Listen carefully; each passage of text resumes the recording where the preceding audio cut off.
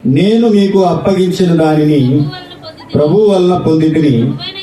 ప్రభువైన యేసు తాను అప్పగింపబడిన రాత్రి ఈ యొక్క రొట్టెను ఎత్తుకొని కృతజ్ఞతాస్తుతులు చెల్లించి దానిని విరిచి, ఇది మీ కొరకైన నా శరీరము, నన్ను జ్ఞాపకము చేసుకొనుటకై దీనిని చేయుడని చెప్పాను.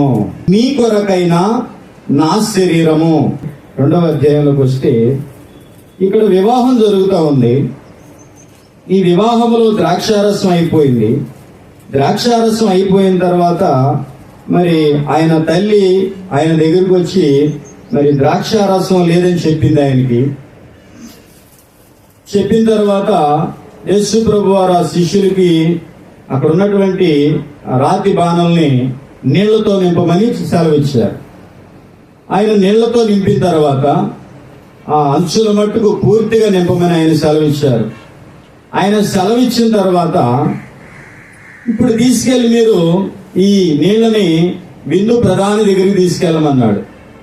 విందు ప్రధాని దగ్గరికి వెళ్ళినప్పుడు ఆ విందు ప్రధాని తాగి చూసి ఆశ్చర్యపోయాడు. ఎందుకు నీళ్లు ద్రాక్షారసంగా మారినయా? నీళ్లు ద్రాక్షారసంగా మారినయా? నీళ్లు లాగానే ఉన్నాయా?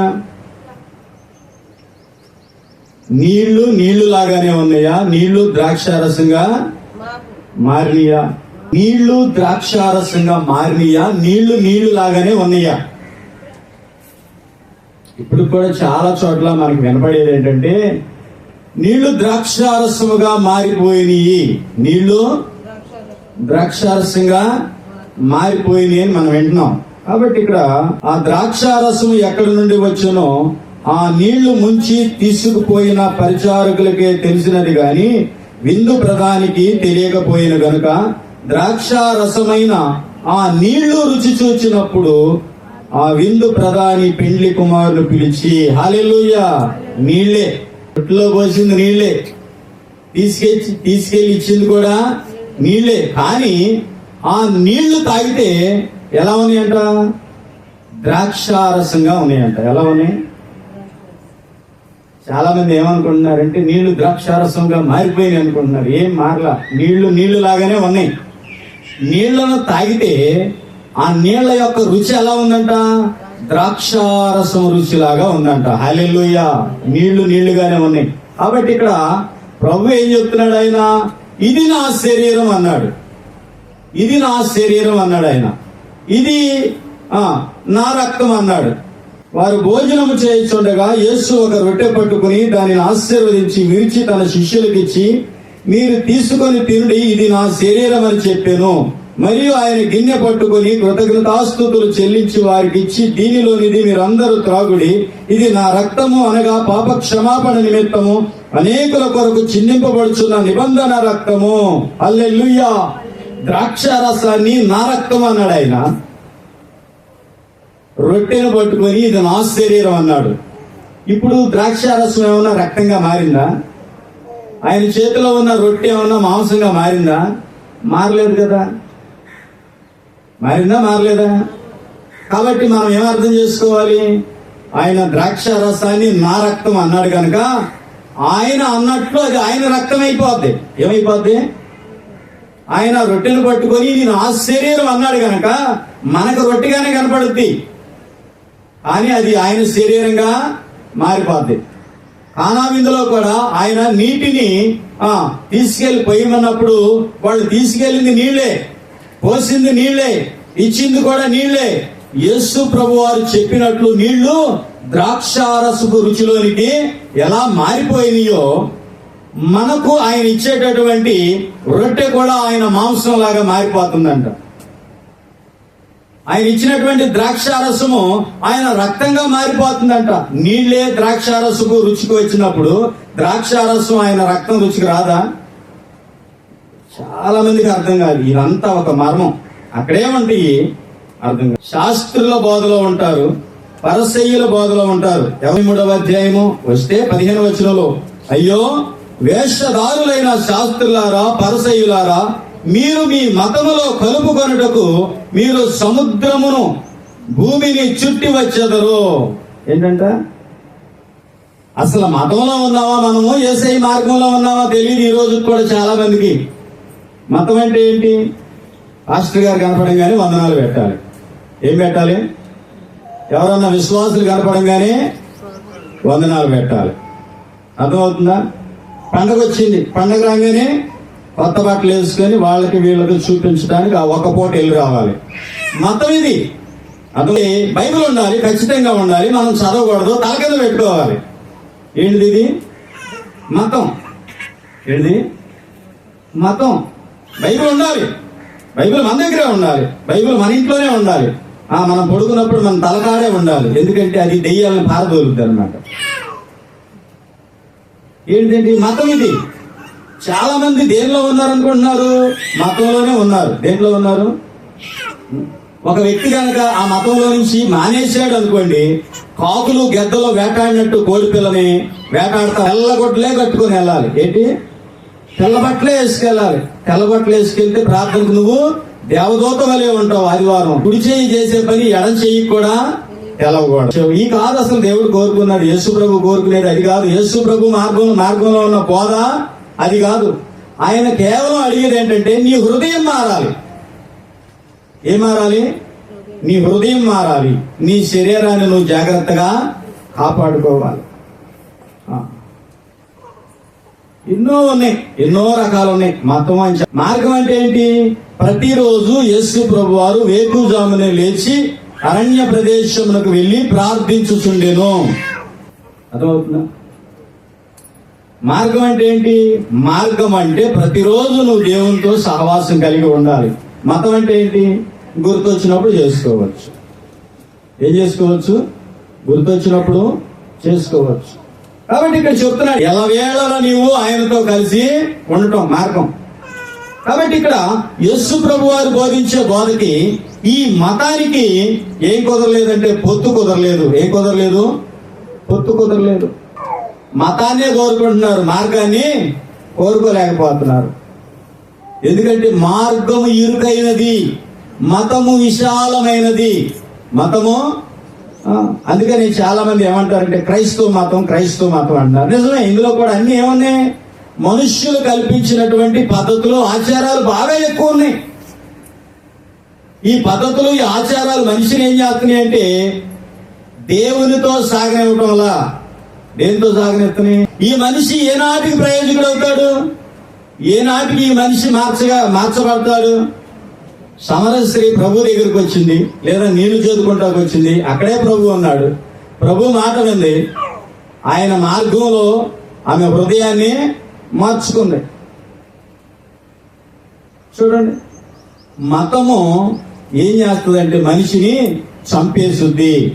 ఆయన వారికి బోధించు ఇట్లా నేను శాస్త్రాలను గూర్చి జాగ్రత్త పడి వారు నిలువుటంగీలు ధరించుకొని తిరుగుటను, సంత వీధులలో వందనములను, సమాజ మందిరములలో అగ్రపీఠములను, విందులలో అగ్రస్థానములను కోరుచు విధవరాండ్ర ఇండ్లు దిగమింగుచు మాయావేషముగా ప్రార్థనలు చేయుదురు.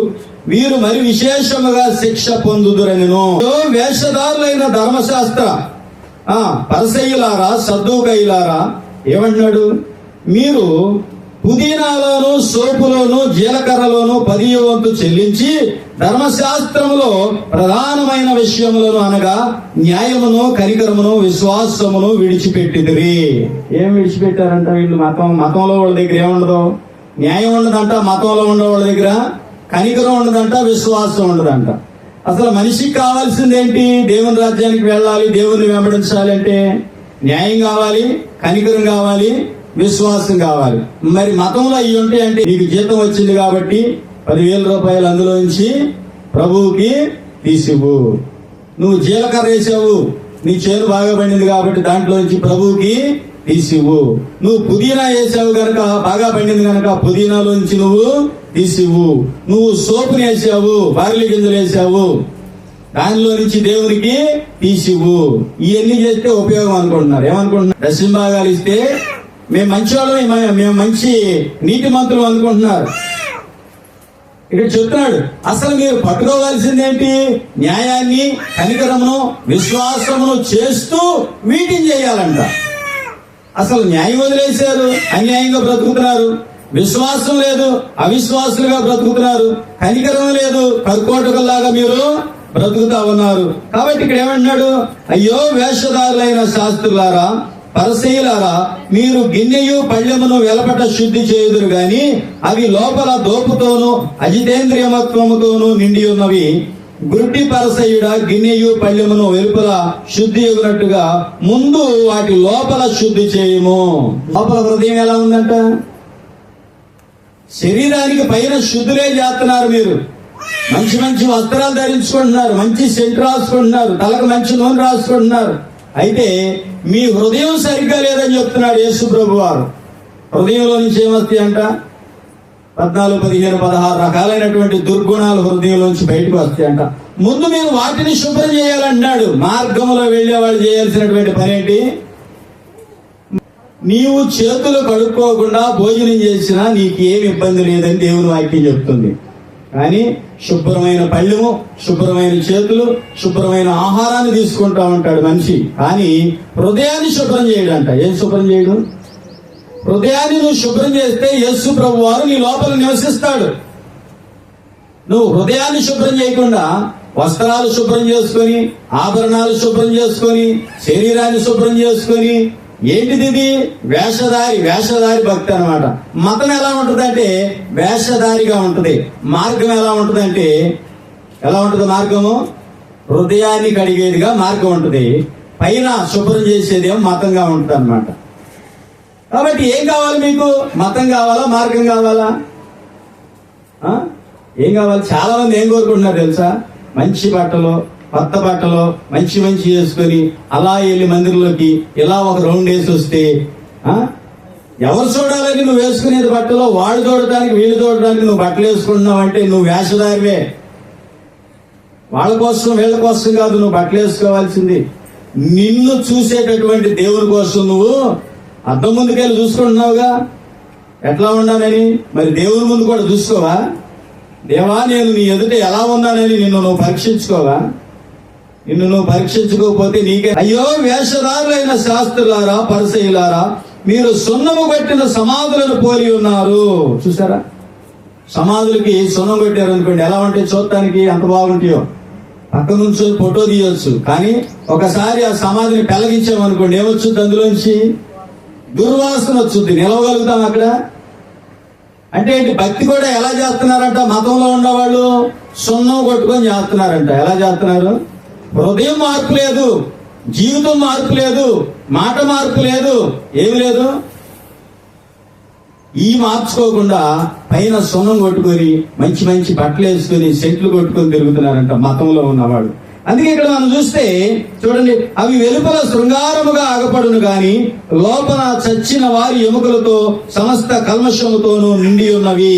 అలాగే మీరు మనుష్యులకు నీతిమంతులుగా కనబడుచున్నారు గాని లోపల వేషధారణతోనూ అక్రమముతోనూ నిండి ఉన్నారు. మనుషులకైతే చూడటానికి చక్కగా బాగా కనబడుతున్నారు కానీ ఇప్పుడు దేవుడు కూడా వాళ్ళని చూస్తున్నాడు. మనుషులు కూడా చూడరా, మంచి చీర కట్టుకుంది, మంచిగా ఆభరణాలు ధరించుకుంది, ఆహా భలే కొనుక్కుంది, కష్టపడుతుందో, లేకపోతే ఆయన కొనిపెట్టాడు, వాళ్ళ అమ్మడు కొనిపెట్టారు, బాగుంది అని మనుషులు చూస్తున్నారు. మరి దేవుడు చూడ్డా నిన్ను? దేవుడు అందరినీ చూస్తున్నాడు. ఎవరిని? దేవుడికి అందరు కనపడుతున్నారా? నువ్వు ఇక్కడే ఉన్నావు. ఏం కనపడుద్ది? ఇదిగో చుట్టుపక్కల ఉన్నటువంటి పరిసరాలే కనపడతాయి.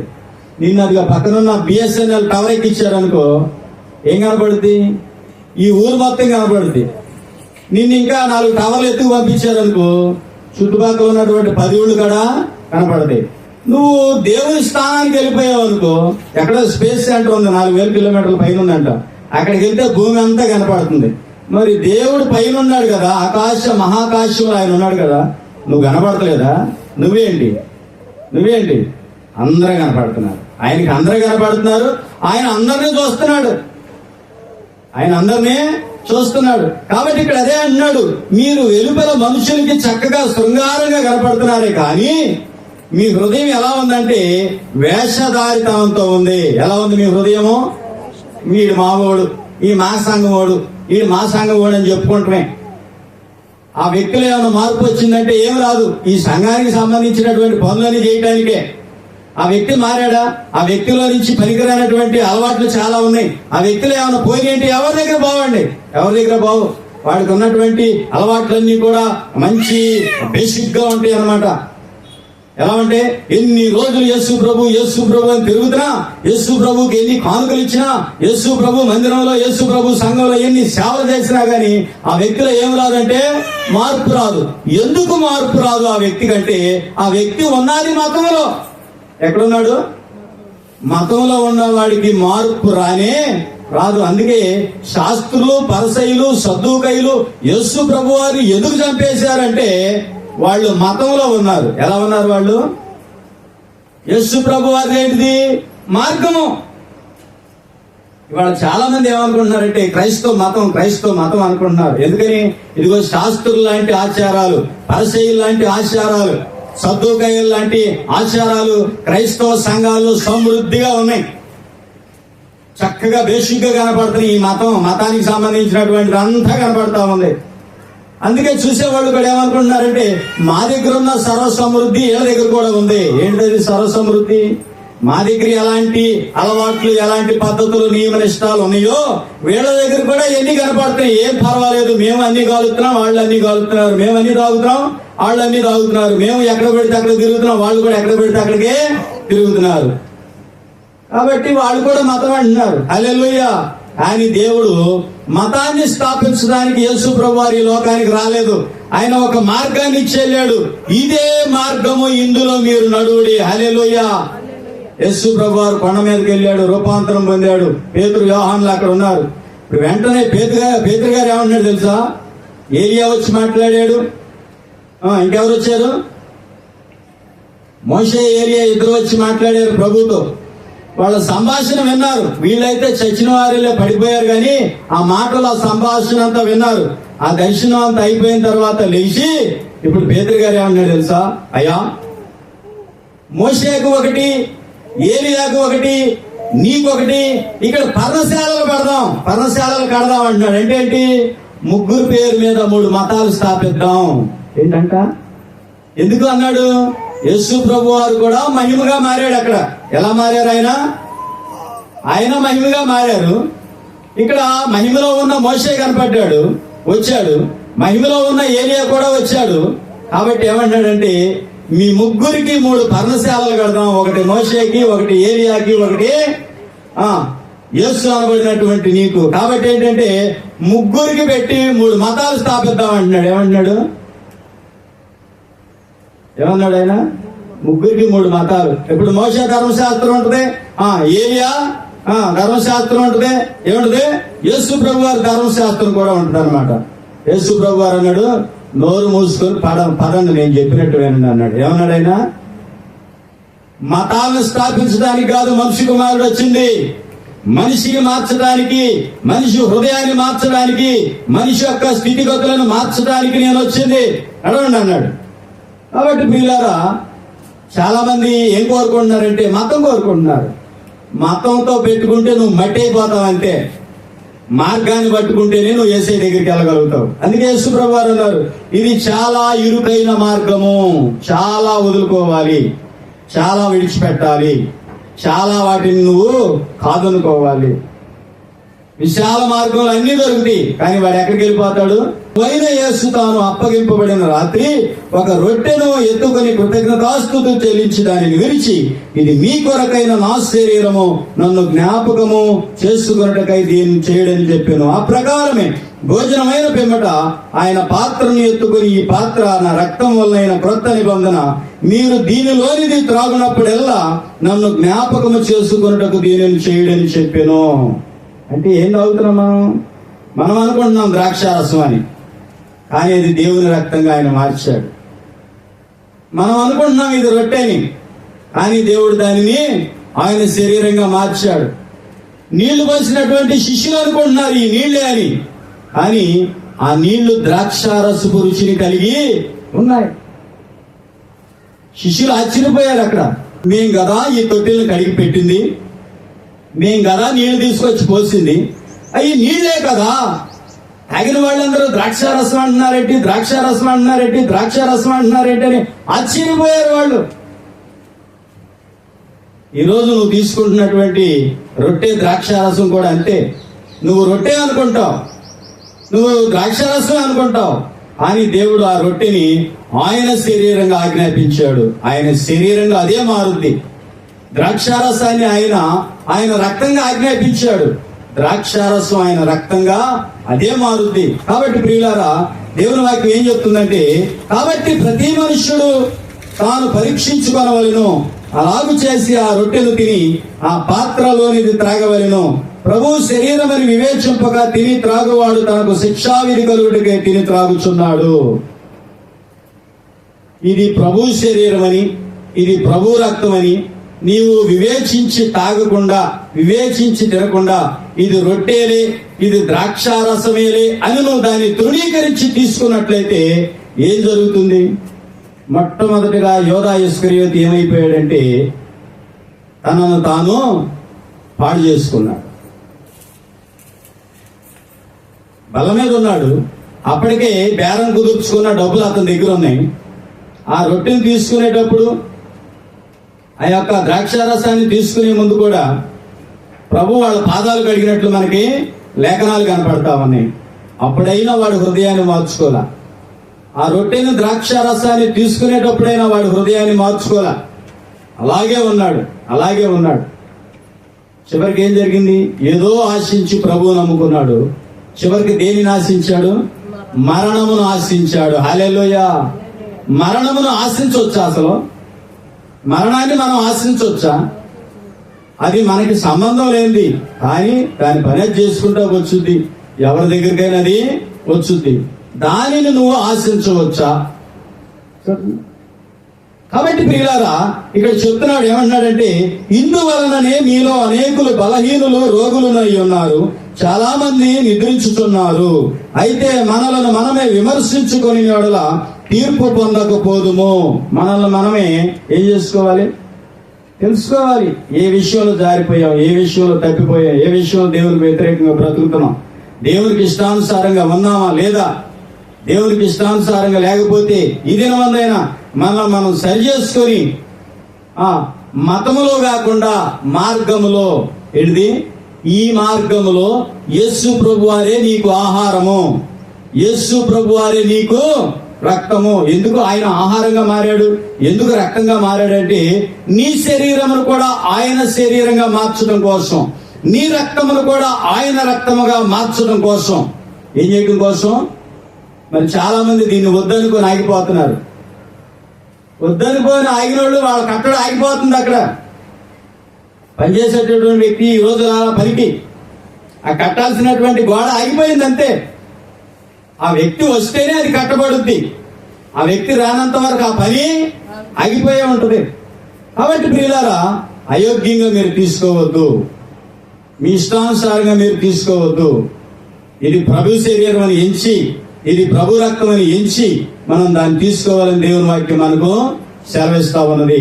కాబట్టి దేవుని ఎదుట కయ్యోను భక్తిని, హేబేలు భక్తిని చూసినప్పుడు హేబేలు దేవునికి ఇష్టమైన రీతిగా భక్తి చేసినట్లు కనపడతా ఉంది. కయ్యోనైతే సాతానుతో కూడా, అపవాదితో కూడా, దుష్టుడితో కూడా సహవాసం చేస్తూ దేవునితో భక్తి చేస్తా ఉన్నాడు. అంటే ఏంటి? కయ్యోను భక్తి ఏంటిది? మతము.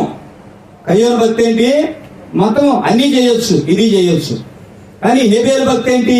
అన్నీ చేయకూడదు, దేవుడు చెప్పిందే చెయ్యాలి. కయ్యోను విశ్వాసం ఏంటి? అన్ని చేసుకొని దేవుని కూడా చేయొచ్చు. కానీ హేబేలు విశ్వాసం ఏంటి? అన్ని చేయకూడదు, దేవుడు చెప్పిందే చెయ్యాలి. ఎలా ఉంది నీ విశ్వాసం? ఎలా ఉంది నీ భక్తి? మతంలో నడుస్తున్నావా? నువ్వు మతంలో నడుస్తున్నావా? నువ్వు మార్గంలో నడుస్తున్నావా? నేనే మార్గము, నేనే సత్యము, నేనే జీవం అన్నాడు. కాబట్టి నువ్వు పరలోకం వెళ్ళాలంటే ఆయనలోకే రావాలి. ఆయనే నీకు మార్గము, ఆయనే నీకు సత్యము, ఆయనే నీకు నీతి, ఆయనే నీకు జీవము, నిత్య జీవము. హల్లెలూయా. రక్షణ సంగీత సునాదము ఎక్కడ వినబడుద్దంటే నీతిమంతుల గుడారాలలోనే వినపడుద్దంట. గుడారం అంటే ఏంటి? ఇల్లు కాదు, మీ శరీరం లోపల వినపడుద్ది. రక్షణ సంగీత సునాదము అంటే ఏంటి? దేవుడు నన్ను రక్షించాడమ్మా, నన్ను పిలుచుకున్నాడమ్మా, నన్ను మార్చుకున్నాడమ్మా, నా హృదయాన్ని మార్చేశాడమ్మా, దేవుడు నాలో మంచి విలువలు పెట్టాడు. ఏం పెట్టాడు నాలో? అంతకు ముందు ఉన్నటువంటి అన్ని కూడా మంచి కాదు, ఇప్పుడు నాలో శ్రేష్టమైనటువంటి విలువలు పెట్టాడు ఆయన. ఈ విలువలను నేను కాపాడుకుంటున్నానని ఎల్లప్పుడూ దేవునితో సాగిపోవటమే, యేసయ్యతో సాగిపోవటమే మార్గము. నువ్వు మతాన్ని పట్టుకున్నావు అనుకో, మతం కూడా చెప్తా ఉంటది. మతంలో చాలా ఉంటాయి అన్నమాట వేషాలు. మతంలో ఉండేదే వేషాలు. అందుకే వేషధారులైన శాస్త్రులారా, పరిసయ్యులారా, నిలువుటంగీలు కప్పుకొని తిరిగేటటువంటి వారులారా, మాని విశ్వాసం గొప్పదన్నాడు. హల్లెలూయా. ఎందుకని? అనేక మందిలోకి వచ్చి ఆయన వస్త్రపు చెంగును పట్టుకొని స్వస్థత పొందుకుంది. ఆయన దగ్గర నుంచి పొందుకుంది కనుక ఆయన. ఒక ఆవిడ పాపాత్మురాలన్నారు, ఆవిడ మరియా. ఆవిడ వచ్చి ఆయనను అత్తరు పెట్టి పోసి, అత్తరు తలపైన పోసి అభిషేకించింది. అందరూ ఆవిడ పాపాత్మురాలన్నా సరే ఆయన ఏమన్నాడు? ఈమెని ఏమి అనొద్దు, నా మరణం గురించి ఆమె నన్ను అభిషేకించింది. అర్థమవుతుందా? నేను పొగిడాను అనుకోండి, మీ దగ్గర నుంచి ఏదో ఆశించి పొగుడుతా. నేను కాదు మిమ్మల్ని పొగడాల్సింది. ఎవరో? మిమ్మలను పొగిడేవాడు యేసయ్య ఉన్నాడు. మీకు కావలసిన ప్రతిదీ అనుగ్రహించేవాడు యేసయ్య ఉన్నాడు. ఆయనే మనకు మార్గము, సత్యము, జీవమై ఉన్నాడు. కాబట్టి ఈ మతంలో చాలా ఉంటాయి. ఏముంటాయి మతంలో? మతము మనిషిని మాయ చేస్తుంది. ఏం చేస్తుంది? మతం ఏం చేస్తుంది? మనిషిని మాయ చేస్తుంది. కాబట్టి ఇప్పుడు మీకు మతం కావాలా? చూడండి, క్రిస్మస్ పండుగ వచ్చిన దగ్గర నుంచి నూతన సంవత్సరం వచ్చేంత వరకు మనిషి అసలు ఏమి భక్తో మనుషుల్లో ఎలా ఉంటుంది? కాయలతో ఊగుతున్నటువంటి అంజూరపు చెట్టులాగా, మామిడి చెట్టులాగా అలా ఊగిపోతా ఉంటారు అన్నమాట. ఎలా? క్రిస్మస్ 25 దగ్గర నుంచి జనవరి 1 దాకా. జనవరి 1 అవటం మళ్ళీ ఏమొచ్చుద్ది? ఏముండదు. ఇప్పుడు గుడ్ ఫ్రైడే సీజన్ వచ్చింది, మళ్ళీ భక్తిలో ఊగిపోతా ఉంటారు అన్నమాట. ఏంటిది? ఏదో పండగ వచ్చినప్పుడు నువ్వు ఊగిపోవటానికి కాదు యేసయ్య నేను పిలిచింది. నీవు ఎల్లప్పుడూ కూడాను శ్రేష్టమైన వాడిగా ఉండాలని, శ్రేష్టమైనటువంటి ఆయన కుమార్తెగా ఉండాలని, ఎల్లప్పుడూ దేవుని యొక్క విలువలను నీలో ఉంచుకొని వాటిని కాపాడుకుంటూ నువ్వు ఎల్లప్పుడూ దేవుని ఎదుట దేవుని బిడ్డగా ఉండాలని దేవుడు నిన్ను పిలిచాడు ఈ మార్గంలోనికి. మతం కావాలనుకునే వాళ్ళు వెళ్ళిపోతా ఉంటారు. మతంలో ఏం దొరుకుద్ది నీకు? ఏదో పని దొరుకుద్ది. మతంలో ఏం దొరుకుద్ది నీకు? ఏదో ఒక అర్హత దొరుకుద్ది. ఏం దొరుకుద్ది? ఆ పెద్దను, ఈ పెద్దను, ఏదో దొరుకుద్ది. ఏదో ఒకటి తగిలిస్తారు. నువ్వు మారావా? పెద్దవే మారావు. నువ్వు అసలు నీ దగ్గర నుంచి పనికిరాని కాగితం బీడియే బోలా. నువ్వు పెద్దవే. నీ దగ్గర నుంచి ఏం బోలా? కళ్ళు బాలా, సారాయి బాలదు, మందు బాలా. నువ్వు పెద్దవే. నీ దగ్గర నుంచి సిగరెట్లు బాలా. పెద్దవే, మంచి పెద్దవే, మతంలో పెద్దవే. అందుకే యేసుక్రీస్తు మార్గంలో సంఘ పెద్దలు ఎలా ఉండాలంటే, ఎటువంటి రిమార్క్ ఉన్నా సరే వాడిని సంఘ పెద్దగా చేయడానికి వీల్లేదు. కాబట్టి యేసు ప్రభువు చెప్పేది ఏంటంటే, ఆయన ఎక్కడికి వెళ్ళినా సరే, ఏ ఊరు, ఎక్కడ ఎవరికి ఏ స్వస్థత కావాలి, ఎక్కడ ఎవరికి ఏ విడుదల కావాలి, ఎక్కడ ఏ మనిషి ఏ అవస్థలో ఉన్నాడని ఆయన అంతా తిరిగి వారికి వాక్యాన్ని బోధిస్తూ, వారిని స్వస్థపరుస్తూ, వారికి ఉన్నటువంటి వ్యాధుల నుంచి వారిని స్వస్థపరుస్తూ, వారికి ఉన్నటువంటి దెయ్యాల నుంచి వాళ్ళని విడిపిస్తూ, వారికి కావలసినటువంటి ప్రతిదానిని కూడా ఆయన అందించాడు. మతం వెళుద్దా? మతం వెళ్ళదో. మతం దగ్గరికే ఈడు వెళ్ళాలి. వీడు వెళ్తే కనుక వీడికి ఒక తాడేసి కట్టేసి వీడు మామూడు అని చెప్పుకొని, అర్థం ఉద్యోగం నీ దగ్గర ఉందంటే నీ దగ్గరికి పరిగెత్తుకొచ్చే ఏంటి అనుకుంటున్నారు? లంచాలే. వాడు ఇందులో కూడా తీసేస్తాడు. ఏ పనికి? పరిశుద్ధుడైన దేవుని పనికి దుర్మార్గ డబ్బు తీసుకొచ్చేస్తా ఉంటారు. రకరకాల నాటకాలు. వీడు మందిరానికి వచ్చేవాడు, ఆడు ఏదన్నా చిన్న పని చేసుకునేవాడు, ఏదో రిక్షా దొక్కునేవాడు, ఏదో కూలి పని చేసుకునేవాడు అనుకో, వాడికి ఎక్కడ ఉంటుంది కుర్చీ? 10 పరక ఇచ్చేవాడు చోటేమో ఇందులో రాశారమ్మా, ఇందులో రాశారు. ఒక గొప్పవాడు మీ దగ్గరికి వస్తేనేమో ఇక్కడ కూర్చో అంటారు, ఒక లేనివాడు వస్తేనేమో అక్కడ కూర్చో అంటారు. ఇదంతా మతం అంటున్నాడు. ఏమన్నాడు? యేసు ప్రభు వారి దగ్గర గొప్ప ధనిక ఇట్లాంటి ఏం తేడాలు ఉండవు, ఆయన ఉంచడం. ఇంకోటి ఏంటి? ఇప్పుడు మతాల్లో ఏంటి? మతాల్లోకి ఏమొచ్చేసింది? కులం వచ్చేసింది. ఏమొచ్చేసింది? యేసు ప్రభు యొక్క రక్తాన్ని ఎవరు ధరించుకుంటారో వారందరూ కూడా పరలోకపు తండ్రికి బిడ్డలు. ఇప్పుడు మతం వచ్చేసింది. ఏ మతం? కుల మతం. ఏంటి? యేసు రక్తాన్ని ధరించుకున్న తర్వాత నువ్వు దేవుని కుమారుడివి, కుమార్తె అయిన తర్వాత మళ్ళీ నీ కులం ఏంటి? ఈ కులాల బాటల ఎక్కడి నుంచి ఎక్కడ కూర్చున్నాయి కులాలు వచ్చి? యేసయ్య సంఘంలో కూర్చున్నాయి. హల్లెలూయా. ఈ కులాల వ్యవహారాలు చేసేదంతా కూడా ఇది మతం. వీటన్నిటిని ఎవరైతే జయించుతారో, ఏటన్నిటిని? యేసు ప్రభు గారికి ఇష్టం లేనటువంటి వాటన్నిటిని ఎవరైతే జయించుతారో ఆ జయించిన వాడికి పరలోకం దొరుకుతుందంట. ఎక్కడో ఒక చోట నిన్ను కూల్చేయడానికి సాతాను నీకేమేస్తాడు? మేత వేస్తాడు. ఏమేస్తాడు?